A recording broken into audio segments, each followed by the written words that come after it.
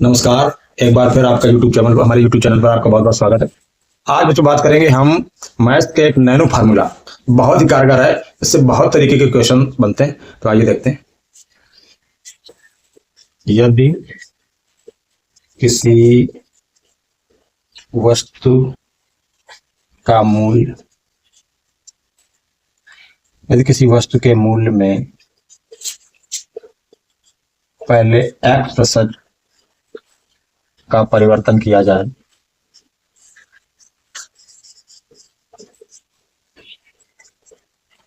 और फिर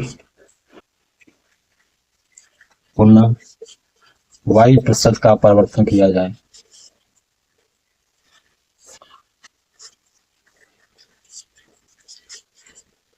तो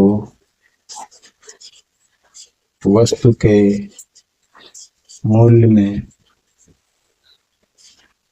कुल परिवर्तन बराबर x plus minus y plus minus x plus minus y plus minus x y upon 100%। यदि किसी वस्तु के मूल्य में x% का परिवर्तन, x% का परिवर्तन का मतलब है कि x% की वृद्धि कर दी जाए या x% की कमी कर दी जाए और फिर पुनः x% की वृद्धि या कमी कर दी जाए, तो वस्तु के मूल्य में कुल कितना परिवर्तन होगा? Plus minus x plus minus y plus minus x y upon 100। अगर कमी हो रही है तो कमी के लिए माइनस साइन लेंगे, अगर वृद्धि हो रही है तो वृद्धि के लिए प्लस साइन लेंगे। तो आइए एग्जाम्पल से समझते हैं। इसको हमने नाम दिया है मैथ्स का नैनो फार्मूला। नैनो फार्मूला मतलब 9 तरीके के क्वेश्चन ऐसे सॉल्व करेंगे हम, देखते हैं स्टेप बाय स्टेप। तो आइए बात करते हैं सबसे पहले एग्जांपल्स की।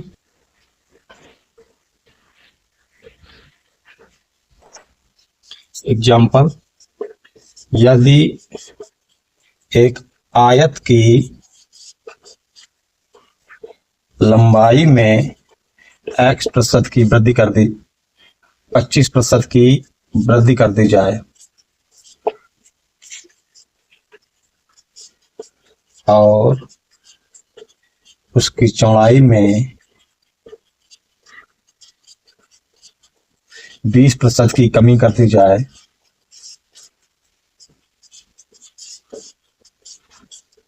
तो उसके क्षेत्रफल में क्या परिवर्तन होगा? क्षेत्रफल में क्या परिवर्तन होगा?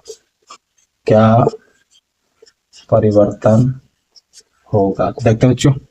क्षेत्रफल में कुल परिवर्तन,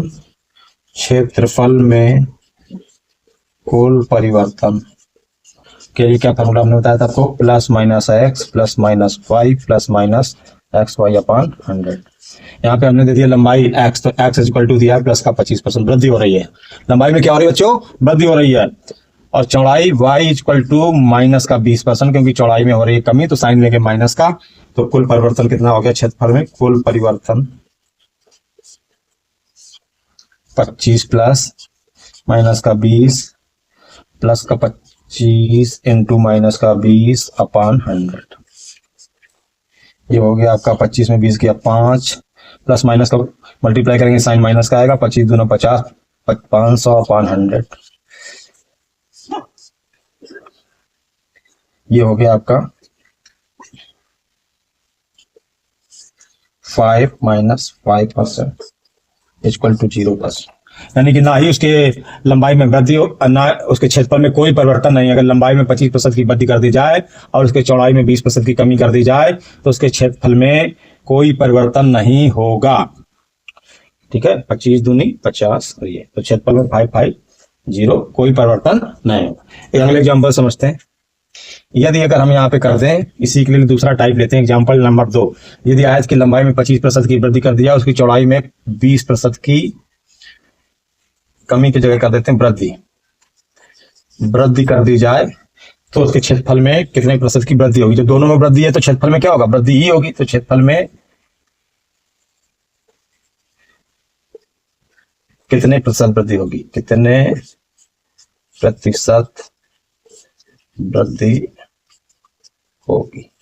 तो यहाँ पे क्या होगा? एस पर दोनों में वृद्धि हो रही, तो एस की वैल्यू 25 प्लस की, वाई की वैल्यू भी प्लस की 25 कर दो तो ये यहाँ पर भी ये प्लस आ जाएगा।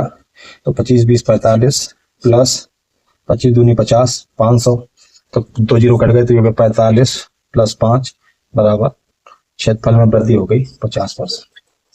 कितनी हो गई बच्चों? 50%। यहाँ पे बात समझ में आई। अब बात करते हैं, यदि आयत की लंबाई में 25% की वृद्धि कर दी जाए और चौड़ाई में 40% की कमी कर दी जाए, 40% की कमी कर दी जाए,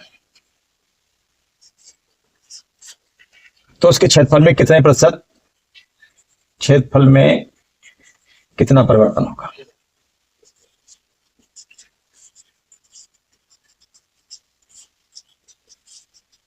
फिर से सीम लगाते हैं। क्षेत्रफल में कुल परिवर्तन, इसमें 25% की वृद्धि है तो साइन प्लस का हो गया, 40% की कमी है तो यहाँ पे माइनस का 40% हो गया, साइन माइनस का हो गया। वैल्यू पुट कर दीजिए, 25 माइनस 40,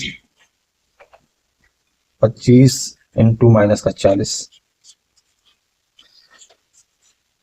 ये हो गया आपका 25 में माइनस का 40 गया तो माइनस का 15, और प्लस माइनस का साइन मल्टीप्लाई करेंगे तो माइनस का साइन आएगा, तो यहाँ पे हो गया आपका माइनस 25 चौको 100, 1000 अपॉन 100 इक्वल टू, ये हो गया आपका माइनस का 15 और 100 से डिवाइड करेंगे 1000 को तो माइनस का 10, ये आ गया माइनस का 25। कितना आ गया? माइनस का 25%। तो यहाँ पे साइन निगेटिव का, साइन निगेटिव आएगा तो कमी होगी, तो कितना हो गया? आयत के क्षेत्रफल में कमी। आयत के साइन चिन्ह निगेटिव है तो कमी को दर्शाता है। आयत के क्षेत्रफल में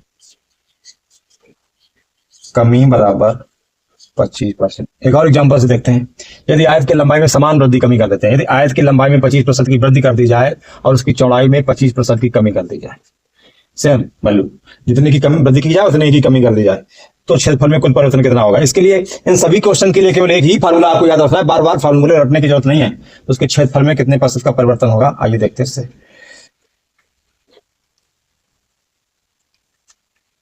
यहाँ पर x की वैल्यू प्लस की 25% और वहां 25% की कमी है तो y की वैल्यू माइनस की 25%। कुल परिवर्तन देखते हैं कितना होगा।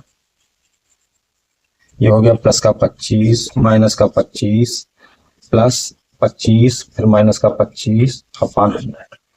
तो ये आपका आ गया 25 में 25 चला गया 0, प्लस और माइनस का मल्टीप्लाई करेंगे साइन माइनस का आएगा, 25 को 25 के साथ मल्टीप्लाई करेंगे 625 अपॉन 100। ये आ गया आपका 0 माइनस 100 से डिवाइड करेंगे 6.25% बराबर माइनस का 6.25%। चिन्ह नेगेटिव है तो जो क्या होता है, चिन्ह नेगेटिव है तो बच्चों क्या होगा? कमी होगी। तो क्षेत्रफल में कमी प्रतिशत आ गया आपका 6.25%, 6.25%। अब एक अलग टाइप के एग्जांपल से समझते हैं। अभी तक हम आपको 4 तरह के एग्जांपल बता चुके हैं, एक अलग तरह के एग्जांपल से समझते हैं।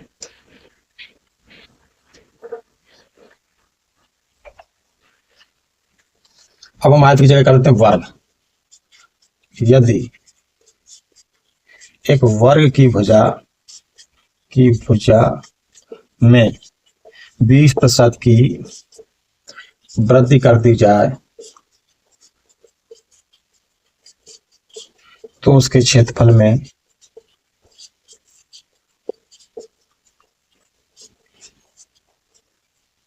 कितनी वृद्धि होगी?